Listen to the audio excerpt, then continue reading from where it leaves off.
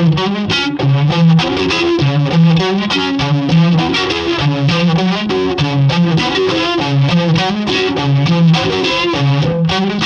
guys, I'm James and welcome to Hendrix Friday, and I think this is going to be a really fun one. I'm dealing with two topics today that have been on my mind. And Hendrix Friday is a sort of occasional series where anytime I'm just having a Hendrix moment, I just want to think about Hendrix or play something, I'll do a Hendrix Friday and talk about what it is I'm interested in. Today I'm looking at what is the hardest Hendrix thing that I've tried to learn so far, and we're going to look at two wah pedals. These are the Vox reissue ones that I've got that came out quite recently, really high quality reissues, and there are two different ones. We'll go into those in a second. First, before we talk about the hardest Hendrix piece and I have a quick go at it, I'm doing a 12,000 sub giveaway. It was meant to be the 10,000 sub one, things sort of got away from me a bit, so we're doing it as a 12,000 sub giveaway, and it's really amazing actually. Someone is going to win a set of Sunbear 59 PAFs. Sunbear is a pickup maker here in the UK who makes pickups for lots of custom sort of guitar companies and boutique builders, as well as anyone else who wants them, but there's quite a long waiting list these days, and Stuart very kindly has offered to give a set away. You'll be able to choose how much you want them aged and the colour of the covers, etc. So I think that's fantastic. All you need to do is subscribe to the channel, subscribe publicly. I've mentioned that quite a few times in the past. Go into your settings and change your sort of subscription settings to publicly. That means I can see your name, otherwise I can't, basically. Your name will go in a hat, I'll pick one out, and I'm gonna do that in a Q&A video next week. I put a post out on my community posts thing on YouTube asking for questions, and I've done that before and never actually done the video. So I've got quite a few questions from before, maybe like 20. And then so far I've had another 7 or 8 questions, I think. Probably a lot of people haven't seen that post. I only put it out yesterday. Right. I want to talk about this hard piece first, because Izabella by Hendrix has been on my mind a lot. I love the version from People, Hell and Angels, but he also did lots of live versions. Yeah, let's have a look. Okay, here goes nothing. I find this to be the hardest Hendrix I've tried so far.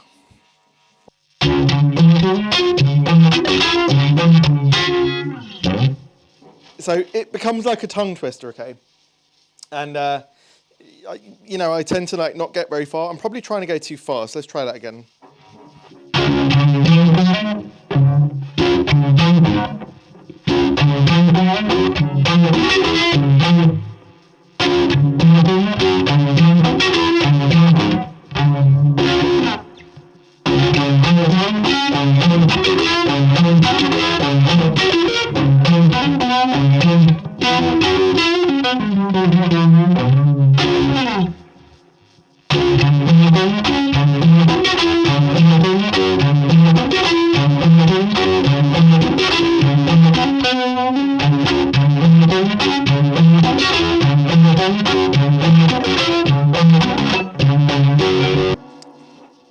Yeah, it's a bit of a challenge, that one. I find that the speed at which he goes, obviously I'm not even going anywhere near as fast as he does it properly, and I'm trying to do it too quickly for what I've practiced, but it's just so hard to I haven't got small hands, I know he had massive hands, but to reach over.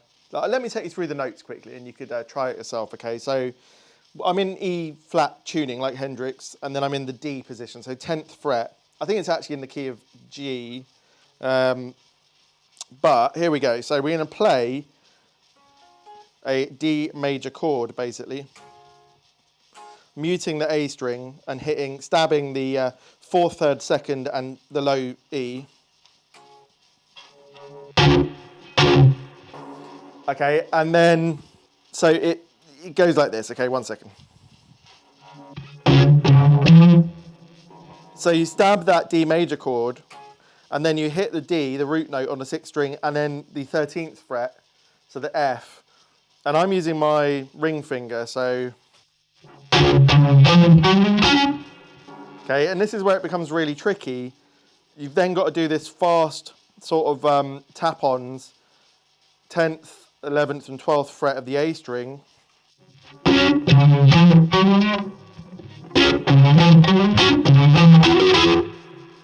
So it's stab the D, 10th fret, 13th fret on the 6th, and then hammer on from the 10th to the 11th and 11th to the 12th.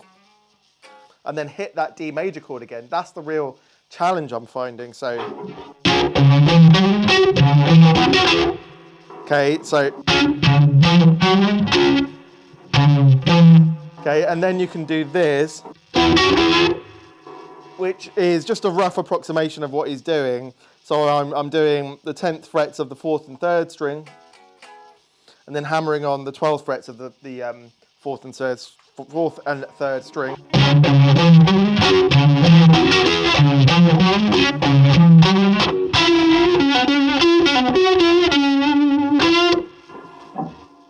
So yeah, that's a real challenge for me, and it's something I keep coming back to over the last couple of months when I pick up a Strat, and it took me a long time to even just get that first.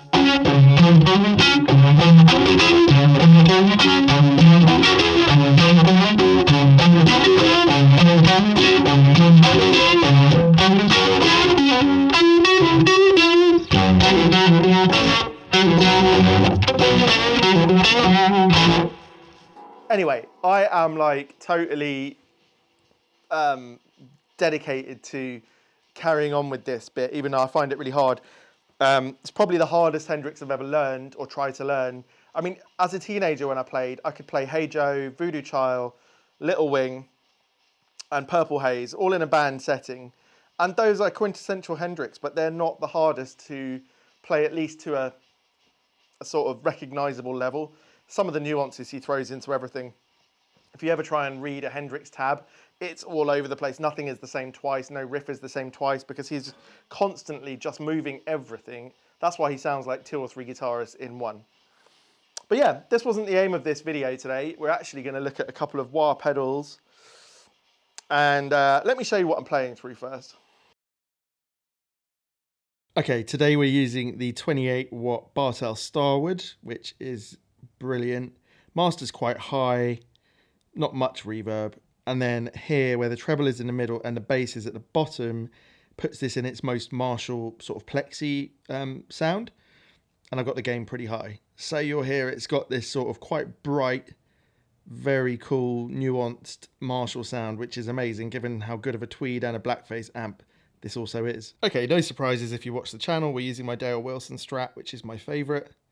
But there has been a change since last time you saw this. If you don't follow me on Instagram, you haven't seen I changed the pickups, which might come as a surprise to you if you knew my original pickups, which were the Abbey hand ones that I bought separately to put in this, which I love. They were my favourite ever Strat pickups. But Stuart at Sunbear sent me this set because he thinks I'd like them. They're his 5960 reserve set based on an original set that he had to look at.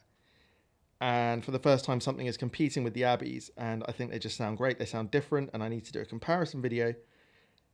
But they give me a bit more of the mid-range, a bit more brightness than the Abbeys, and so I'm really enjoying that with the Marshall stuff that I'm doing at the moment.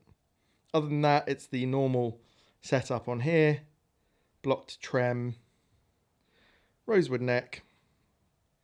For me, a very cool relic from Dale, and yeah, I love this thing. Okay, when you hear the fuzz later, this is this fuzz face, Charlie Pedals NKT 275. It's probably my favorite fuzz that I've got. It's epic. And later in the video, you'll be hearing this Midnight vibe from R. Weaver Effects. Really like this vibe. It's got lots of level, which I find sometimes lacking in other ones, lots of clarity, and a great throbbing univibe sound. Okay, we're going to be looking at 2 wah pedals now. These are really cool. Vox reissued these recently, and that is the Clyde McCoy wah and the V846 wah, which came after that, after the Clyde McCoy. The McCoy came out in '67 originally, and it's called that because Clyde McCoy was a famous trumpeter, and the pedal was made to mimic the sound of a trumpet. I mean, a lot of early sort of guitar innovation was about trying to replace brass in a band. That's what a lot of things were about. But it quickly became apparent that people were looking for something more guitar oriented. And that's why the next version, the V846, came out. And they changed the voicing of it a bit. And you'll hear that quite a lot. And they increased the gain and the loudness and everything. I think my personal favorite has been the McCoy so far. Certainly in the playing feel of it. But I'm really interested in hearing some of these clips to get a better understanding of what they sound like. So, as I said, we're playing through the Bartel and it's set on its Marshall setting. So it's quite gainy. And let's start with the McCoy. No, let's start with the second one. Let's start with the V846 because I think that's a sound that more people will like. But then we'll hear the McCoy as a comparison. And this is with no other effects on at that time. What I did do was take my tuner out of the equation because wah is quite sensitive and I'm not sure what affects it exactly. It's also the first pedal in the chain, even when nothing else is turned on. It's before the fuzz, which then has the univibe following it, and then a delay pedal, which I'm not sure I'm going to use in this at all anyway. So yeah, let's hear a little bit of that and then we'll talk about it.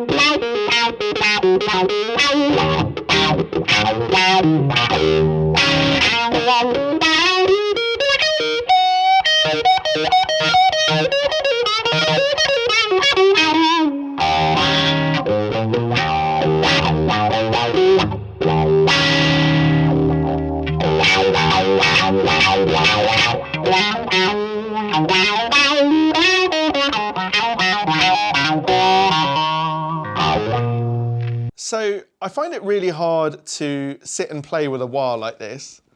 So it affects my playing as well as my shoulder injury, which is causing me a lot of trouble today. So yeah, excuse my playing, but really it's just about hearing what these wah pedals do. The V846 definitely has a bigger sound, but it has a less articulated wah sound to it. It's different, isn't it? Like the Clyde McCoy does sound like a brass instrument in a way. It's a smaller sound, more nasal, and I think it's really cool actually. I do err towards liking the Clyde more because I just think there's a lot of personality in that sound. With this particular amp, the way that the Marshall sound comes out of the Bartel, it does make it sort of sound more nasally than I think it would in a bigger amp sound, like an actual Marshall JTM45 or something, because you take all the bass out of the Bartel to give the Marshall sound, so there's not much low end there. I found the playing feeling more articulate with the Clyde McCoy, so I found it more fun to play. But I was surprised when I came to actually listen in the edit that I love the sound of the V846 perhaps more. And I think, you know, Hendrix and Clapton moved on from the McCoy to use the later one. And so that bigger sound, a bit more overdrive, a bit more low end, more sort of rock sounding than trumpet blues sounding, if that makes sense, becomes a sound that we're familiar with. And funnily enough, I don't tend to use wah with a Strat. I just find the whole thing a bit thin. And I'm not going to do it today because this is Hendrix Friday. But when I use humbuckers to play these pedals, I do prefer them. And I really like the Clyde for that, especially on a clean-ish sound. It's got loads of personality. But then you whack the V846 with humbuckers and you get a huge, big, overdriven-y wah sound that leads to like later sounds that people would use with wah, and I think that's also really cool. So it's great that they're like really different. Anyway, let's kick a fuzz in after the wahs now and see what happens.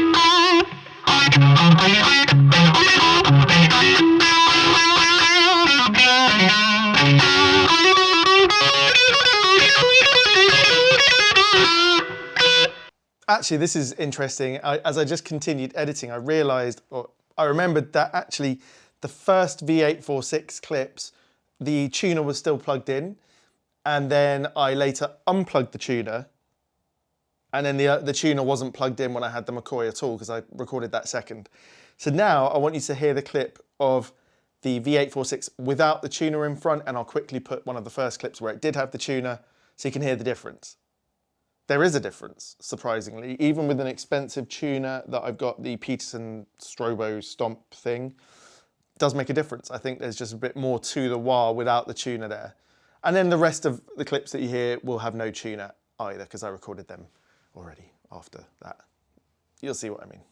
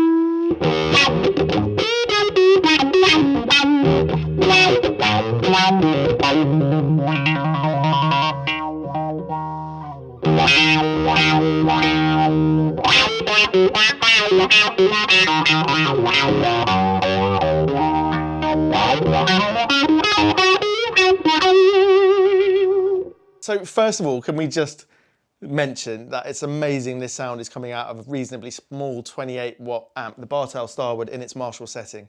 There's so much nuance and complexity in the sound that's so Hendrixy. It's got some glassiness to it. It's got lots of separation. It's quite amazing. It's not my favorite Marshall sound. I prefer an actual Marshall with a 2x12. That's not a shocker. But if I was going out with an amp that I needed a tweed, a blackface, a Marshall sound, it's quite brilliant. Okay, they sound stonking with this fuzz pedal though. This is my NKT275 Charlie pedals fuzz face, which is massive sounding. But both wahs work really well with it. I like how the fuzz creates this more soaring lead tone. Obviously there's a bit more overdrive. The wah cleans up the fuzz, which is just a vintage thing, I guess. Putting the wah in front of it, it affects the signal chain and it cleans up the fuzz as it is. I think the V846 works really well with a fuzz. It just has that bigger, boomier tone and a bit more soaring stuff to it. The Clyde still has that personality, that slightly nasal thing, that bit more trumpety, obviously. So I really like both. If I could only buy one of these two wahs, that's a difficult one, but also I don't use wah all that often. If I was playing in a band, I'd probably buy the V846. I think it's a bit more modern sounding. If I was playing in a band where I was like the main star, so to speak, like it was a guitar-based thing as a trio, for example, with me as like the James Holding band, as opposed to me in a covers band, then I'd probably buy the Clyde McCoy for more personality, a bit more smoky, bluesy stuff. So that's the way I would think of it. V846 more versatile, more modern, more for all rock music and blues, and the Clyde for more personality, more making a statement, I guess I would say. It can do some really cool stuff. Okay, I'm going to leave it there. I'm not going to use the Univibe right now because I just don't think you need to hear that. Okay, so look, I'm going to really leave the talking now. I'm just going to let a little bit of me playing with the Univibe play out. So yeah, I hope you found this interesting today. I've covered Izabella, which I'm still working on, but it's a really satisfying bit of rhythm and something that teaches you a lot when you get the hang of it, which is a struggle. And then these Wahs, which are really great fun and I think quite different from each other. Do I think they're worth the money? Yeah, they're more interesting than the exotic Wah that I had, but they're battery only, no power. But you get about 100 hours on a battery, so it's not bad. And they just sound really cool. And yeah, don't forget about the giveaway and don't forget to check out my Patreon where I'm going to start doing that question or two of the month very soon. So, all right, thanks for watching.